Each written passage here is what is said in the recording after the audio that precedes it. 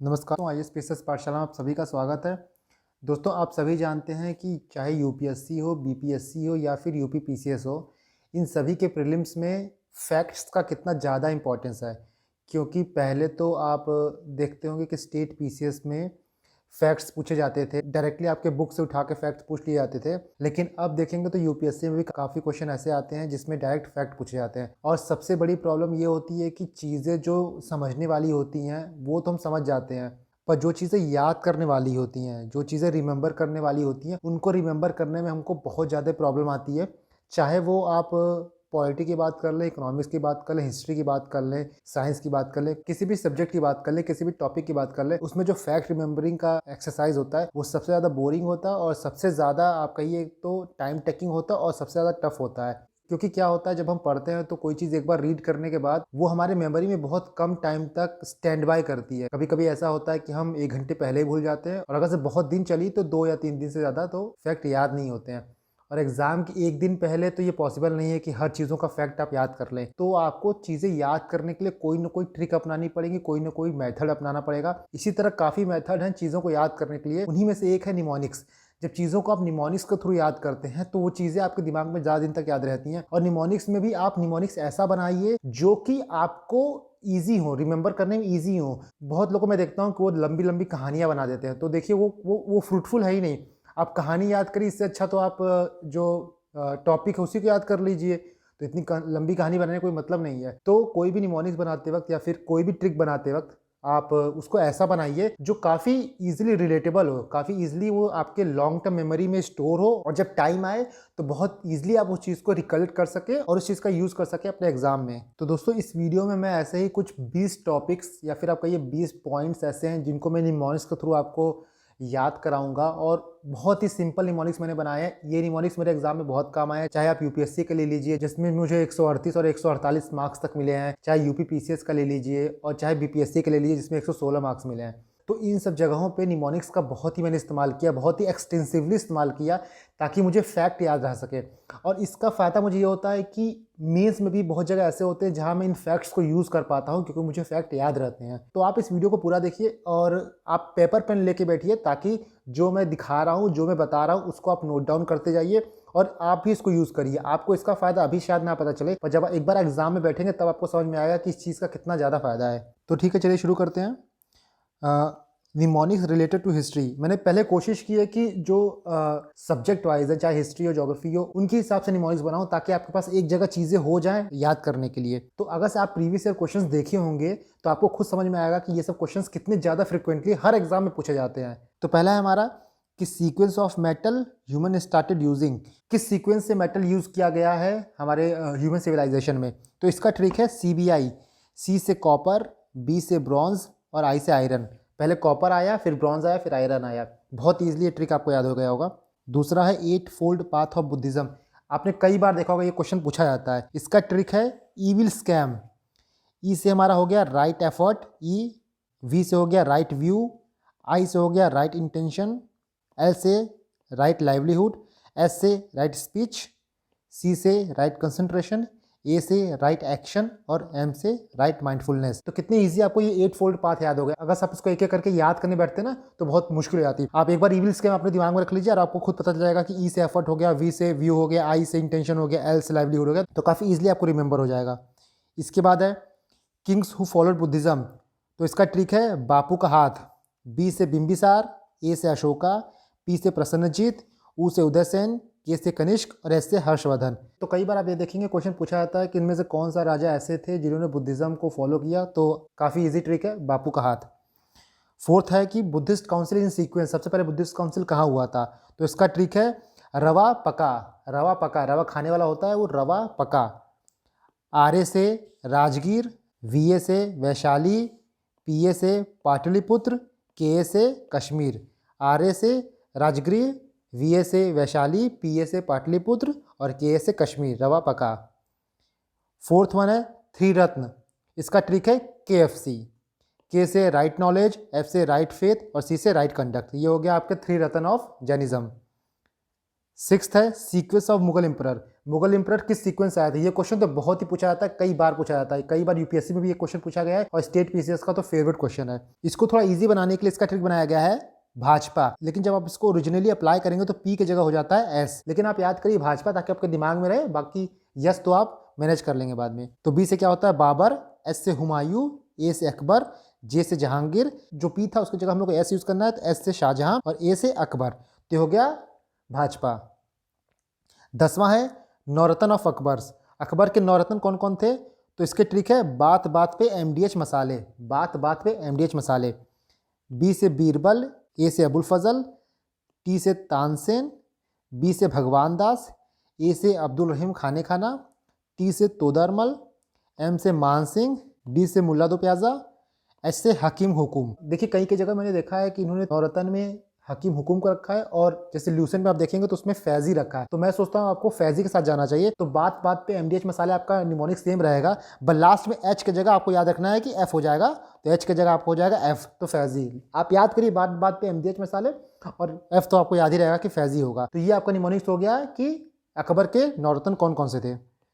इसके बाद हमारा 11वां नंबर है कि order of initial movement of Gandhi ji. जब गांधी जी इंडिया में आए तो किस मूवमेंट पे कैसे पार्ट लिए उसकी क्रोनोलॉजी क्या थी? तो इसका है गांधी जी जब इंडिया आए तो उन्होंने केक खाया, CAKE केक खाया। तो सी से क्या हो जाता है चंपारण, ए से होता है अहमदाबाद, KE से होता है खेड़ा। तो केक CAKE केक, सी से चंपारण, ए से अहमदाबाद, KE से खेड़ा, तो केक। तो आप ये चीज़ देख रहे होंगे कि कितना ईजिली जो क्वेश्चन एग्जाम में पूछे जाते हैं, कई क्वेश्चन पूछे जाते हैं, वो कितने इजीली जो है कुछ कुछ ट्रिक्स पे, कुछ कुछ निमोनिक्स में कितने इजीली आपको याद हो गए होंगे। चाहे वो KFC का हो, चाहे वो बात बात पे एमडीएच मसाले हो, चाहे वो गांधी जी इंडिया आए तो केक खाया हो, तो यही ट्रिक आपको यूज करना है। देखिए मैंने कुछ अपने ट्रिक बनाए हैं, कुछ मैंने ट्रिक कलेक्ट किए हैं अपने प्रिपरेशन के टाइम पे। अगर से आपको कोई ट्रिक्स टफ लगे तो उसको आप अपने हिसाब से मॉडिफाई कर सकते हैं, बट मेक श्योर करिए कि जो भी चीज आप बना रहे हो वो काफी इजीली आपके दिमाग में बैठ जाए। ऐसा ना हो कि उसको याद करने के लिए फिर आपको जोर लगाना पड़े। तो मेनली बात यही होती है कि आप जो चीज याद करें ना, तो ये कोई चीज आदमी को याद क्यों नहीं होती है? कोई चीज आदमी को याद इसलिए नहीं होती है क्योंकि कोई चीज को दिमाग में बैठाने के लिए उसको जोर लगाना पड़ता है।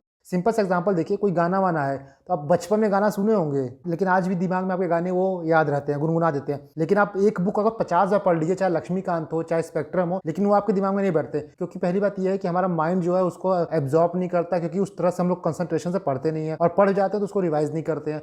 तो ट्रिक भी आप ऐसा बनाइए जो आपके दिमाग में ईजिली बैठ जाए और एग्जाम के टाइम पे उसका यूज हो पाए। इसके बाद 12वां है हमारा कि कैबिनेट मिशन मेंबर्स। तो कैबिनेट मिशन के मेंबर कौन कौन थे? तो सिंपल है कि कंपास, CAMPAS, कंपास, जो कंपास बॉक्स आप देखते हैं उसी तरह कंपास। कई बार आप ये देखिए क्वेश्चन पूछा गया है कि इनमें से कौन कौन से मेंबर जो हैं वो कैबिनेट मिशन के हैं, और बीपीएससी में तो खासकर पूछा जा सकता है क्योंकि ई ऑप्शन होता है इसमें। तो मोर देन वन में भी एक दो मेंबर डाल देंगे और लास्ट में पूछ लेंगे कि कौन कौन से मेंबर है। तो कैंपास, CAM से कैबिनेट मिशन याद रखने के लिए कि कैबिनेट मिशन का ट्रिक है ये। और पी से क्या हो जाएगा पैट्रिक लॉरेंस, ए से हो जाएगा EV अलेक्जेंडर, और यस से हो जाएगा स्टैनफोर्ड क्रिप्स, तो कैंपास। इसका 13वां है कि chronology of post 1940 constitution development. 1940 के बाद किस हिसाब से कॉन्स्टिट्यूशनल डेवलपमेंट हुए, ये तो one of the most important point है, ट्रिक है, क्वेश्चन है, जो कि यूपीएससी में तो पूछा ही जाता है। यूपीएससी में आपको हर साल क्वेश्चन मिलेगा ही क्रोनोलॉजी से, तो ये one of the most important है। तो इसका ट्रिक क्या है? August came to Shimla in cab on 3rd June. अगस्त जो है वो शिमला आए इन कैब ऑन 3rd जून। अब 2-3 बार इस लाइन को पढ़ेंगे आपको इजिली याद हो जाएगा। Augustus came to Shimla in cab on 3rd June. A से होगा अगस्त ऑफर, सी से हो जाएगा क्रिप्स मिशन, एस से होगा शिमला कॉन्फ्रेंस जिसको विवेल प्लान भी कहते हैं, सी से हो जाएगा कैबिनेट मिशन, और 3 जो है वो 3rd जून प्लान है। तो इस क्रोनोलॉजी में 1940 के बाद डेवलपमेंट हुआ। काफ़ी सिंपल है, 2-3 बार इस लाइन को पढ़िए और आपके दिमाग में फिट हो जाएगा। Point 14, article 371 to 371J। कौन सा आर्टिकल क्या है? 371 टू 371J। ये क्वेश्चन तो लास्ट ईयर यूपीपीसी से पूछा गया था कि कौन कौन सा आर्टिकल कौन सा है। तो इसका ट्रिक क्या है? महात्मा गांधी का नाम आ गया सिक्कों, मुद्राओं और गवर्नमेंट के डॉक्स पर, मतलब डॉक्यूमेंट पे। सिंपल लाइन है एकदम, कोई इसमें साइंस नहीं है। महात्मा गांधी का नाम आ गया सिक्कों, मुद्राओं और गवर्नमेंट के डॉक्स पे। देखिए आपको ये लाइन याद करनी है, और एक बार 371 से लेकर 371J तक कौन कौन से आर्टिकल जो है किस किस स्टेट से रिलेटेड है वो आपको याद करना है। इसके बाद जब भी क्वेश्चन आएगा तो बहुत ईजिली आप एलिमिनेट कर पाएंगे और बहुत ईजिली आप आइडेंटिफाई कर पाएंगे। देखिए ट्रिक्स का मेनली काम यही होता है ना कि आपको चीजें एग्जाम के वक्त याद आ जाए। देखिए पढ़ते सब लोग हैं लेकिन वो एग्जाम के वक्त याद नहीं आते, इसलिए मैं कहता हूं कि प्रीलिम्स जो है वो आइडेंटिफिकेशन का एग्जाम है, वो रिकलेक्शन का एग्जाम है, और मेंस जो है वो रिप्रोडक्शन का एग्जाम है। तो रिप्रोड्यूस वहां करना होगा, पर प्रीलिम्स में आपके पास ऑप्शन, आपके पास आंसर सामने होंगे, आपको बस देखना होगा उसमें सही कौन सा है। वो कैसे पता चलेगा कि इसमें सही कौन सा है? बस एक बार आपके दिमाग में हल्की सी झलक आ जाए कि आपने क्या पढ़ा था और बहुत ईजिली आप सही ऑप्शन को करेक्ट कर लेंगे। तो इसका ट्रिक क्या हुआ, महात्मा गांधी का नाम आ गया सिक्कों, मुद्राओं और गवर्नमेंट के डॉक्स पे। तो एम और जी से क्या हो जाएगा, एम और जी से महाराष्ट्र एंड गुजरात, एन से नागालैंड, ए से आसाम, एम से मणिपुर, ए से आंध्र प्रदेश, एस से सिक्किम, ए से अरुणाचल, जी से गोवा और के से कर्नाटका। ये हो गया आपका महात्मा गांधी का नाम आ गया सिक्कों, मुद्राओं और गवर्नमेंट के डॉक्स पर। इसके बाद है सिक्स्थ शेड्यूल स्टेट। कई बार ये क्वेश्चन पूछा जा चुका है एग्जाम में कि 6वें शेड्यूल में कौन कौन से स्टेट हैं, और बहुत कन्फ्यूजन हो जाती है कि मेघालय है कि मिज़ोरम नहीं है कि क्या है क्या नहीं है। तो इसका काफ़ी इजी ट्रिक है कि एटीएम विदाउट मनी कहिए या फिर मनी लिखिए आप। तो एटीएम विदाउट मनी मतलब ए से आपका हो गया आसाम, टी से हो गया त्रिपुरा, एम से होगा मेघालय, एम से हो गया मिज़ोरम, और मनी तो नहीं है। मतलब 6th शेड्यूल स्टेट में आपका हो गया आसाम, त्रिपुरा, मेघालय, मिज़ोरम, पर मनी नहीं है। तो एटीएम विदाउट मनी। आशा करता हूँ आपको समझ में आ रहा होगा। तो देख रहे हैं चीज़ें कितनी ईजी हैं। अगर से कोई चीज़ आपके दिमाग पे ज़्यादा लोड नहीं डालता है तो वो चीज़ आपके दिमाग में ज़्यादा दिन तक रहता है और वो चीज़ आपको एग्जाम में याद आता है। जब चीज़ें आपको कंफ्यूज करने लगती हैं या फिर आप उसको याद करने के लिए दिमाग पे प्रेशर डालते हैं तो वो बहुत ही शॉर्ट टर्म के लिए आपके दिमाग में रहेंगे और फिर वो अपने आप ही स्लिप कर जाएंगी। तो कोशिश करिए कि इसी तरीके से आपको जो याद नहीं हो रहा उसको याद करिए ताकि एग्जाम में उसका आपको फ़ायदा मिल पाए। इसके बाद है tributaries of river Ganga. River Ganga के कौन कौन से ट्रिब्यूटरीज हैं? Trick for right bank tributaries और trick for left bank tributaries. कभी कभी क्या होता है कि आपसे ओवरऑल ट्रिब्यूटरी पूछ लेता है, और कभी कभी क्या होता है पूछता है कि इस पर्टिकुलर रिवर की राइट बैंक ट्रिब्यूटरी बताइए या फिर लेफ्ट बैंक बताइए। तो इस ट्रिक से हम दोनों याद करने की कोशिश करेंगे। तो जो राइट बैंक का है उसका ट्रिक है यशोदा। यशोदा तो जानते हैं कृष्ण जी की माता श्री यशोदा। तो यशोदा से वाई ए से हो गया यमुना, एस एच ओ से हो गया सोन और डी ए से हो गया दामोदर। तो राइट बैंक ट्रिब्यूटरी जो हो गई वो है यशोदा, मतलब यमुना, सोन, दामोदर। और लेफ्ट बैंक ट्रिब्यूटरी जो हो गई वो है रिलायंस 3G का मालिक। बेसिक है, काफ़ी इजी है याद करना। आर से हो गया रामगंगा, 3G से हो गया गोमती, घाघरा और गंडक, का से के का हो गया कोसी और मालिक एम से हो गया महानंदा। तो रिलायंस 3G का मालिक रामगंगा, गोमती, घाघरा, गंडक, कोसी, महानंदा। तो देखिए जो मैं बता रहा हूँ आपको ना, आप इसको एक कॉपी पे नोट डाउन कर लीजिए और एग्ज़ाम से, और मैं बता रहा हूँ कि एग्ज़ाम से सिर्फ 1 या 2 दिन पहले उस कॉपी को आप रिवाइज़ कर लीजिए। आपका कम से कम 10 से 15 क्वेश्चन आपका एग्जाम में बनेगा ही बनेगा, क्योंकि ये क्वेश्चन प्रीवियस ईयर क्वेश्चंस के बनाए हुए हैं और ये रिपीटेड हैं, हर साल इनमें से पूछे ही जाते हैं। इसके बाद है कंट्रीज अराउंड कैस्पियन सी। तो कैस्पियन सी के अराउंड कौन कौन सी कंट्रीज हैं? तो इसका ट्रिक है तारीख। हिंदी में जो डेट होता है तारीख। टी से तुर्कमेनिस्तान, ए से अजरबैजान, आर से रशिया, आई से ईरान और के से कजाकिस्तान। ये यूपीएससी में पूछा जा चुका, 2019 या 20 में पूछा जा चुका है। तो देख सकते हैं कि यूपीएससी का क्वेश्चन जो है सिंपली एक निमोनिक से तारीख से आपका सही हो जा रहा है। तो तारीख इसका हो गया। इसके बाद हो गया कंट्री बॉर्डरिंग ब्लैक सी। ब्लैक सी के अराउंड कौन कौन सी कंट्रीज़ है? तो इसका ट्रिक हो गया T and burger. T and burger. T से हो गया टर्की, बी से हो गया बुल्गारिया, यू से हो गया यूक्रेन, आर से हो गया रशिया, जी ई से हो गया जॉर्जिया और आर से हो गया रोमानिया। तो देख रहे हो, अगर आपको ट्रिक ना पता हो तो ऑलमोस्ट नेक्स्ट टू इम्पॉसिबल याद रखना कि किसी पर्टिकुलर सी के अराउंड ये 6-7 कंट्री कौन कौन सी हैं। तो इसीलिए कुछ चीज़ें आपको ट्रिक के थ्रू याद करनी पड़ेंगी, नहीं तो फिर वो एग्जाम में याद नहीं होंगी आपसे। इसका 90th नंबर है कि landlock water bodies surrounding Russia. तो रशिया ही एक ऐसा कंट्री है जो 3 तरफ से लैंडलॉक्ड वाटर बॉडीज से सराउंडेड है। वो 3 बॉडीज कौन कौन सी हैं? BBC, black sea, Baltic sea, Caspian sea. तो इससे आपको ये भी पता चल रहा होगा कि जो ब्लैक सी है वो रशिया को टच करता है, बाल्टिक सी भी रशिया को टच करता है और कैस्पियन सी भी रशिया को टच करता है, या फिर रशिया जो है ब्लैक सी से सराउंडेड है, बाल्टिक सी से सराउंडेड है और कैस्पियन सी से सराउंडेड है। इसके बाद हम आखिरी देखते हैं कि great lake of north America. North America के जो ग्रेट लेक्स हैं, 5 ग्रेट लेक्स हैं, वो कौन कौन से हैं? तो इसका ट्रिक है होम्स।